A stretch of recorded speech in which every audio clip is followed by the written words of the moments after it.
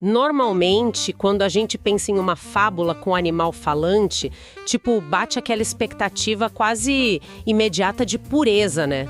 A lebre é arrogante, a tartaruga vence pela persistência e a moral da história é entregue ali no finalzinho, clara como água. É super reconfortante porque é binário. Exatamente. O bem e o mal ficam perfeitamente delineados e a raposa invariavelmente ocupa o papel da vilã. Gostaríamos muito que a realidade fosse fácil de categorizar dessa mesma maneira, mas a gente sabe que não é. Nossa, com certeza não. E ao darmos um passo para dentro da granja do solar, aquela água cristalina da fábula clássica fica turva em, questão de páginas. Estamos diante de um cenário narrativo que é brutal e, para ser sincera, assustador. Sim, animais que começam a andar sobre duas patas, leis fundamentais que são adulteradas na calada da noite, execuções públicas. É a definição perfeita das águas lamacentas da política, da moralidade, do totalitarismo. É uma história que começa com uma canção de niná inspiradora e, caramba, termina num pesadelo sufocante. Totalmente.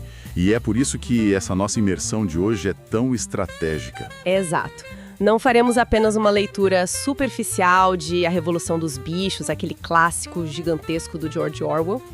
O foco hoje é cirúrgico, desenhado especificamente para a galera que está afiando as ferramentas para o Enem e os grandes vestibulares. Isso aí.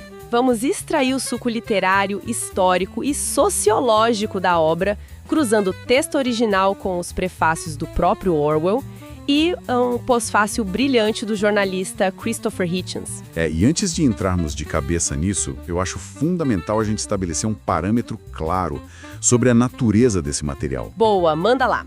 Então, nossas fontes lidam com conceitos políticos bem pesados, abordando diretamente as dinâmicas do capitalismo, do marxismo e do stalinismo. Nosso papel aqui não é, de forma alguma, tomar partido ou endossar qualquer uma dessas visões políticas. Claro, sem dúvida. Vamos relatar e analisar de maneira totalmente imparcial como o George Orwell e o Christopher Hitchens enxergavam e criticavam esses sistemas. O objetivo é decodificar a obra para fornecer um arsenal crítico e histórico puro para quem está estudando. Perfeito. Feita essa ressalva essencial, vamos desempacotar o contexto. O objetivo declarado do Orwell ao escrever esse livro era desconstruir o mito soviético, né? Ele sentia que a percepção do que acontecia na Rússia estava meio cega por uma propaganda fortíssima. Sim, ele queria expor a corrupção do poder justamente para tentar salvar o que ele considerava ser o ideal original e democrático do socialismo. Mas a grande questão que fica logo de cara é, como a dinâmica entre porcos, cavalos e galinhas em uma fazenda decadente no interior da Inglaterra consegue mapear a complexidade de uma das maiores revoluções da história humana. E claro, tudo começa com o sonho do velho major. Exato. O velho major é aquele porco premiado que já está no fim da vida e é imensamente respeitado pelos outros animais. E o cenário que torna o discurso dele tão inflamável não é uma teoria abstrata. Não mesmo. É a realidade material da negligência pura. O fazendeiro, o Sr. Jones, ele representa a opressão zarista na Rússia, mas também a exploração capitalista, em um sentido mais amplo. Sim, o cara tá em decadência total, bebe compulsivamente, esquece de alimentar os bichos e deixa a propriedade apodrecer. Pois é, a miséria física e a fome constante criam o terreno perfeitamente fértil para a revolta ali. E aquela cena da reunião no celeiro à noite nossa, muito imagética. O velho major pinta um quadro onde o homem é o parasita definitivo. Ele constrói um argumento meio irrefutável para aqueles animais. O homem consome sem produzir, não dá leite, não tem força para puxar o arado, não põe ovos, mas ainda assim é o senhor de tudo. É um diagnóstico impecável da exploração. Total. E como toda boa mobilização de massas, ele não entrega apenas teoria. Ele entrega um hino. A canção Bichos da Inglaterra simplesmente incendeia a imaginação da granja. A figura do velho major é inegavelmente a representação do Karl Marx, com talvez alguns traços ali da velha guarda revolucionária. Ele fornece a teoria pura. E quando o Sr. Jones finalmente cruza a linha do intolerável ao esquecer de alimentá-los por dias, a revolta acontece de forma quase orgânica. Sim, não foi nada muito planejado, né? Não. Expulso o fazendeiro, a teoria precisa virar prática. Os porcos, que são os animais mais inteligentes ali da fazenda, assumem a dianteira e formulam o sistema de pensamento chamado animalismo, que se resume na máxima 4 pernas bom, 2 pernas ruim. Cara, se a gente pensar naquela euforia inicial de uma mudança brusca de gestão, é como se tipo um grêmio estudantil conseguisse derrubar uma diretoria escolar super autoritária. O primeiro dia é pura festa. As antigas regras são queimadas, as ferramentas de tortura do Sr. Jones vão direto pro lixo, é o ápice do idealismo coletivo. Com certeza, a utopia na prática. Só que a ressaca chega na manhã seguinte, né? Quando alguém precisa decidir quem vai ordenar as vacas e quem vai limpar a sujeira. A teoria colide frontalmente com a logística do poder. E aqui me bate uma dúvida muito forte sobre a mecânica da história. Qual? Essa revolução descrita pelo Orwell desmorona porque a natureza humana ou animal é inerentemente corruptível no poder, ou o desastre acontece por causa das personalidades específicas que assumiram o controle? Olha, o pós-fácil do Hitchens ilumina exatamente esse ponto ao notar uma ausência bem gritante na alegoria do Orwell. Não há nenhum animal que represente o Vladimir Lenin. Ah, é verdade. Nós temos o velho major como Marx. Temos o Bola de Neve representando o Leon Trotsky e o Napoleão encarnando o Joseph Stalin.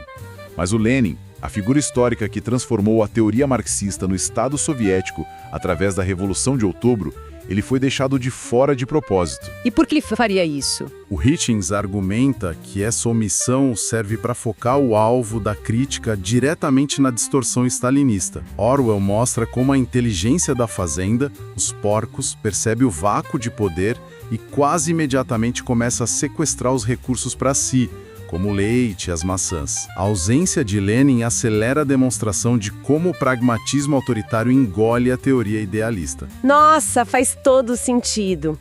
O que nos leva ao fim abrupto dessa lua de mel, digamos assim. Os animais até conseguem repelir uma tentativa armada do Sr. Jones de retomar a granja, naquela que fica conhecida como a Batalha do Estábulo. Ali, o Bola de Neve se consagra como herói, cria táticas militares brilhantes e até sai ferido. Sim, ele lidera a linha de frente. Mas assim que a ameaça externa imediata desaparece, a unidade interna simplesmente se estilhaça. Sem o fantasma do Sr. Jones batendo a porta todos os dias, a liderança se fragmenta. Entramos no segundo estágio clássico das revoluções que descambam para o totalitarismo, que é a disputa interna e o expurgo. A rivalidade entre o Bola de Neve e o Napoleão expõe 2 visões totalmente incompatíveis sobre o futuro. O Bola de Neve, sendo o análogo do Trotsky, é eloquente, intelectualizado e focado em espalhar os ideais da revolução para as fazendas vizinhas. Enquanto Napoleão, como Stalin, é quieto, super pragmático, não brilha nos discursos, mas opera implacavelmente nos bastidores. E o ponto de ruptura irreparável entre os dois é o projeto do Moinho de Vento. Essa sequência do Moinho de Vento tem uns contornos quase surreais. O Bola de Neve passa semanas trancado em um galpão, desenhando esquemas complexos de engenharia. Ele argumenta que o moinho vai gerar eletricidade, aquecer os celeiros no inverno e reduzir a jornada de trabalho para apenas 3 dias por semana. Uma verdadeira utopia de modernização. E a reação do Napoleão é bizarra. É de um desprezo assustador. Ele entra no galpão, olha os projetos cuidadosamente, levanta a perna e simplesmente urina em cima dos desenhos. E sai sem dizer uma única palavra. É a negação física do intelecto. Chocante, né? Muito. Mas ainda assim, o Bola de Neve é um orador tão magnético que, no dia da votação, no domingo, ele convence a vasta maioria de que o moinho deve ser construído. Só que o desfecho dessa votação marca o fim da política e o início da tirania aberta. Ao perceber que perdeu o debate no campo das ideias, o Napoleão emite um guincho estridente e invoca a força bruta. Os cães. Exatamente. 9 cães gigantescos e ferozes que ele havia tirado das mães e criado em segredo no sótão invadem o celeiro. Eles perseguem o Bola de Neve com uma violência letal até expulsá-lo da fazenda para sempre. Os debates aos domingos são imediatamente cancelados. Acabou a democracia ali. Acabou. A partir daquele momento, todas as decisões passariam por um comitê fechado de porcos liderado pelo próprio Napoleão. A razão é esmagada pelo monopólio da violência e do medo.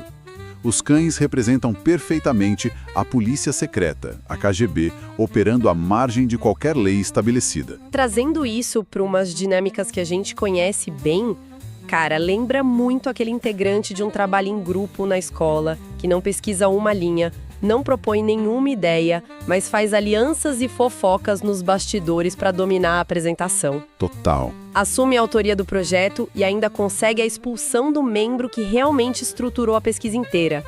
Mas o comportamento do Napoleão logo após expulsar o Bola de Neve é no mínimo cínico, porque poucas semanas depois ele anuncia que o moinho de vento vai ser construído sob a sua supervisão.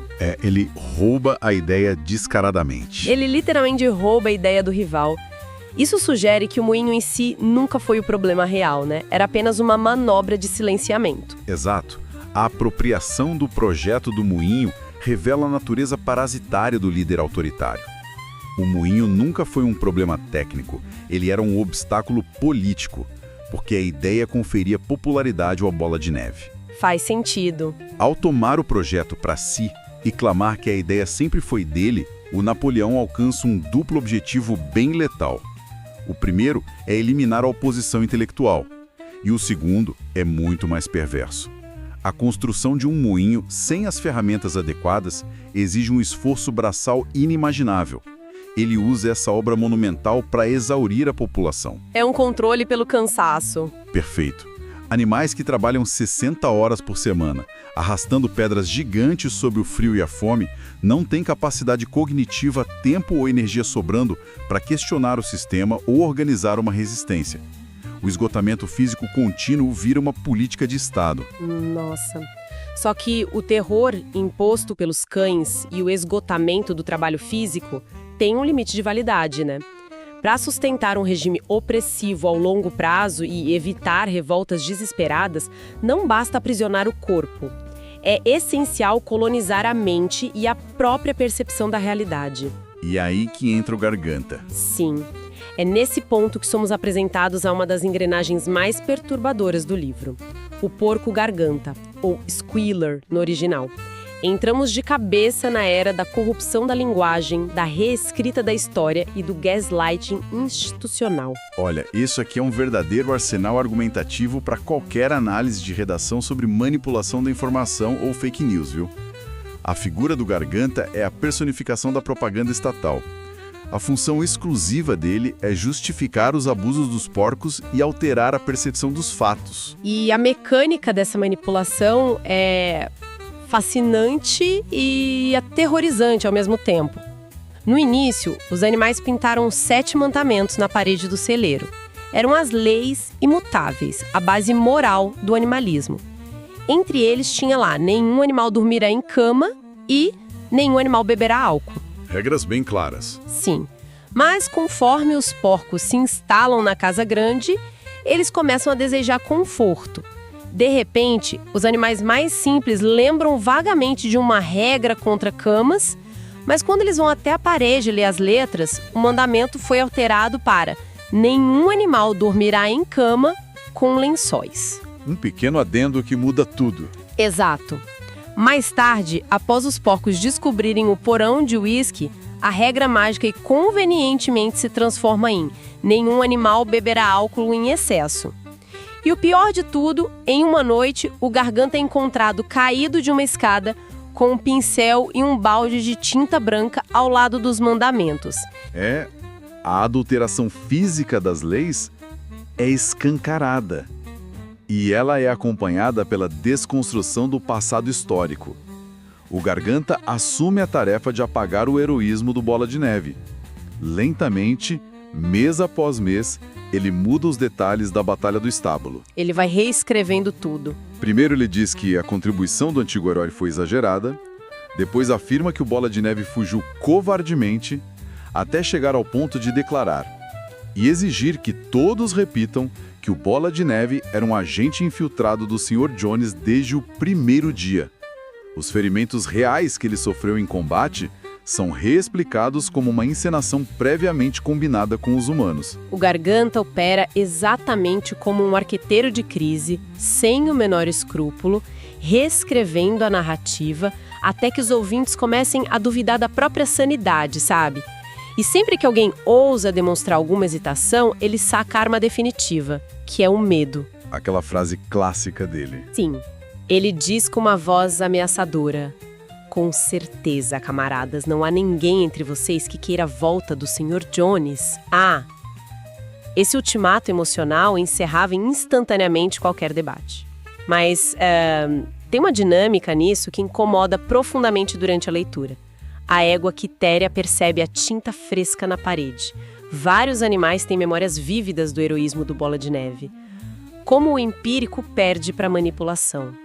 Falta inteligência a esses personagens ou existe uma mecânica psicológica que os força à submissão? Orwell trata desse fenômeno de forma magistral, inclusive abordando isso no seu prefácio original. A manipulação do Garganta triunfa não por uma falha de inteligência inata dos animais, mas porque a pior forma de censura é aquela imposta pela própria sociedade a si mesma por medo de desafiar a ortodoxia. O famoso medo de ir contra a maré? Exatamente. A evidência empírica, a tinta fresca, a memória do combate, nada disso resiste ao ataque coordenado contra a mente. Os animais sofrem de fadiga crônica, de subnutrição. Tem o terror silencioso de ser despedaçado pelos cães do Napoleão a qualquer momento. E ainda tem as ovelhas, né? Ah, sim. Para coroar tudo, o Napoleão treina as ovelhas para balirem ruidosamente o lema 4 pernas bom, 2 pernas ruim, durante horas a fio. Essa cacofonia afoga qualquer pensamento crítico. Quando a mentira é gritada o suficiente e a verdade resulta em punição severa, a mentira se torna a realidade operacional mais segura. Nossa, é muito pesado. E essa estrutura de mentiras só se mantém de pé porque existe uma base que sustenta materialmente a fazenda, uma força motriz que produz os alimentos e constrói o moinho enquanto os líderes distorcem a realidade. A gente precisa falar da figura que traz o maior impacto emocional da narrativa inteira, que é o cavalo de tração Sansão, ou boxer no original. A jornada dele é a ilustração mais nítida e cruel do custo humano desse tipo de regime. O Sansão é a encarnação do proletariado engajado. Ele é o trabalhador puro que derrama seu suor e sangue acreditando que o esforço individual constrói um bem maior para o coletivo. Do ponto de vista sociológico, a exploração dele ilustra o conceito central da mais-valia marxista. Porque ele gera tudo e não fica com nada. Exato.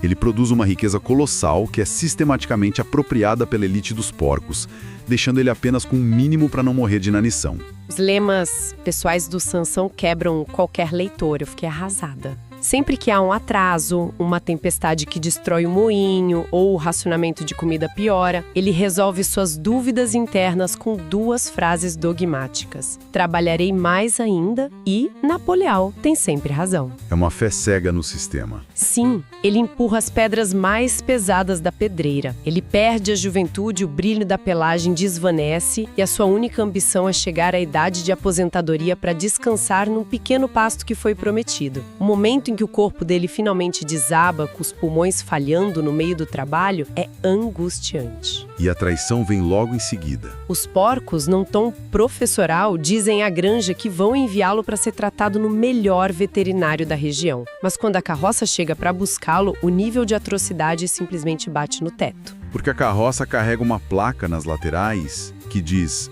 Alfred Simmons, matadouro de cavalos e fabricante de cola. Como leitora, a sensação é de revolta imediata. E é nessa cena que o Benjamin, o burro, intervém.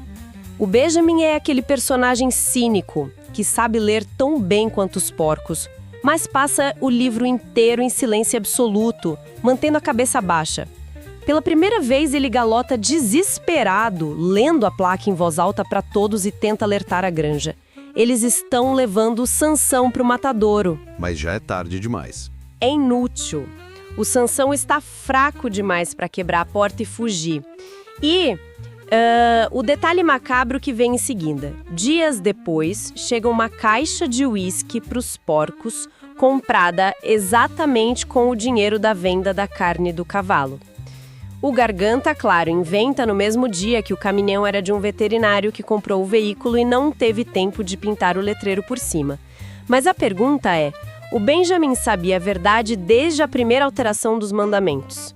Por que o conhecimento dele se mostrou tão inútil na hora de salvar o único animal que o protegia? A inação do Benjamin contém uma das críticas mais sofisticadas da obra, que é voltada especificamente à intelectualidade complacente.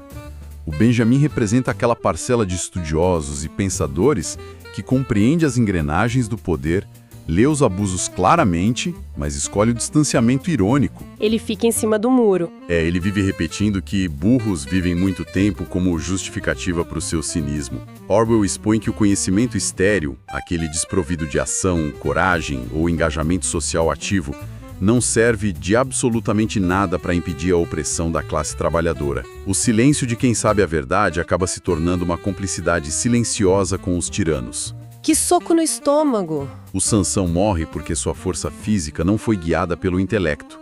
E o Benjamin sobrevive apenas para assistir à tragédia, porque seu intelecto se recusou a agir no mundo real. Chegamos assim ao ponto de não retorno moral da história. A traição a Sansão marca o fim definitivo de qualquer fachada de socialismo na granja.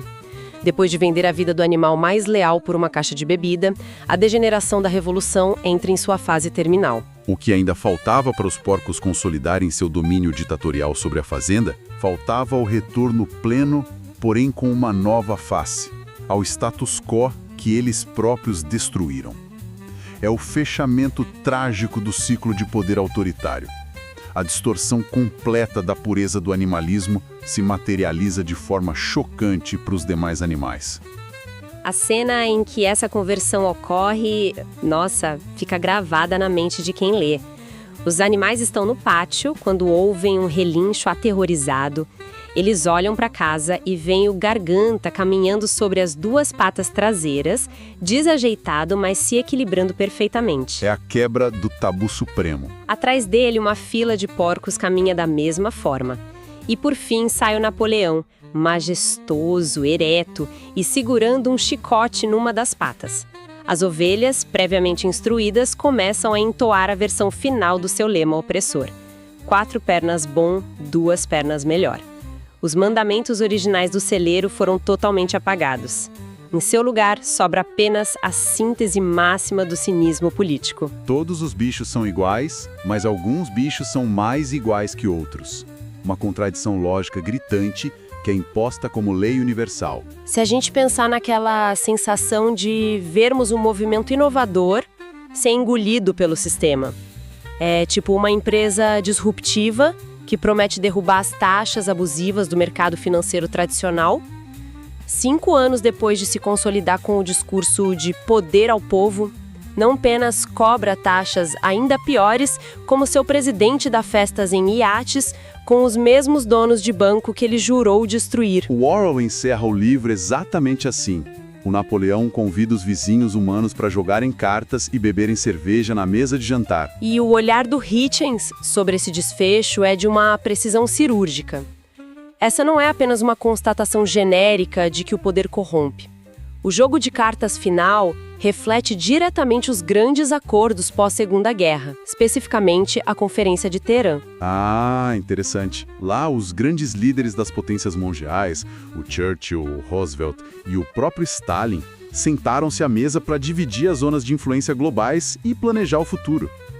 Quando o fazendeiro Pilkington faz um brinde aos porcos, afirmando: se vocês têm problemas com os vossos animais inferiores, nós temos com nossas classes inferiores, a alegoria totalmente desmascarada.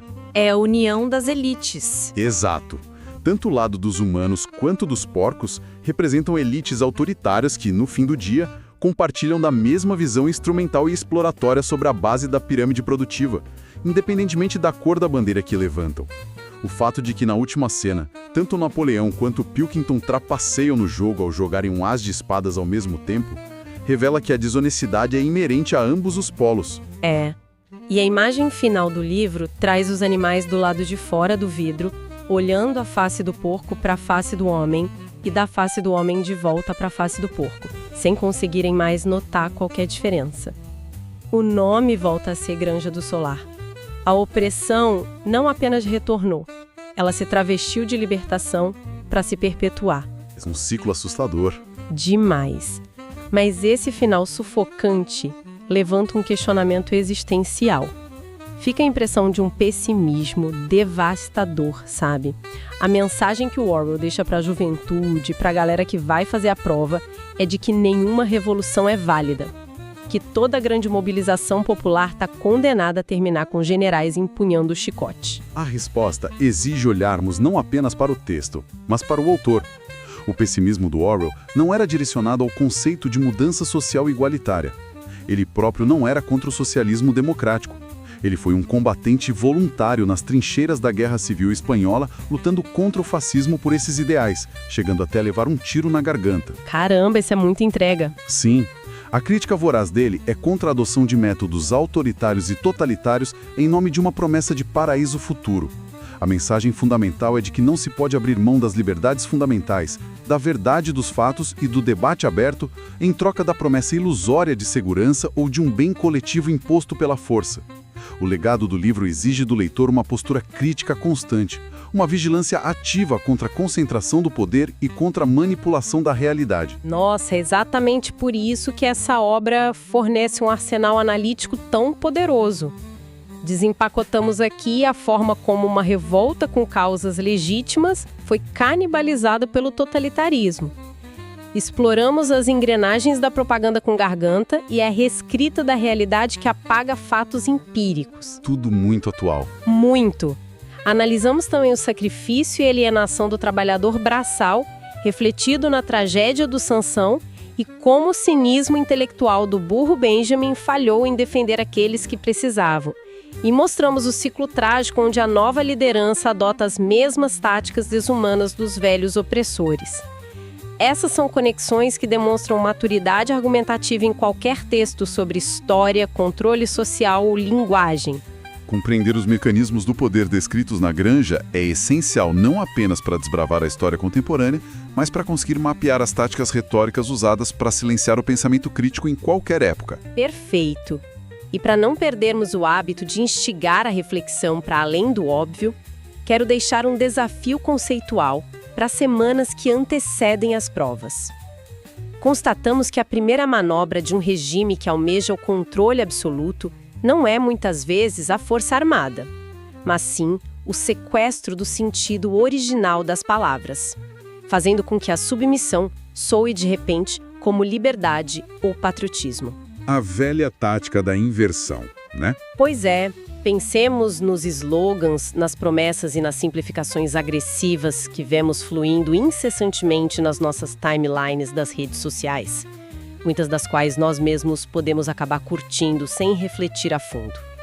Quantos dos ideais importantes para a nossa sociedade estão sendo suave e silenciosamente reescritos, letra por letra, por porta-vozes do populismo escondidos atrás de algoritmos agora mesmo? O livro de Orwell nasceu do horror do meio do século XX, mas a dinâmica da Granja do Solar talvez nunca estivesse tão presente quanto no fluxo de informações que carregamos nos nossos próprios bolsos. Uma reflexão necessária. Muita firmeza, muito embasamento e clareza de pensamento para todos os estudantes nessa reta final. Até a próxima imersão!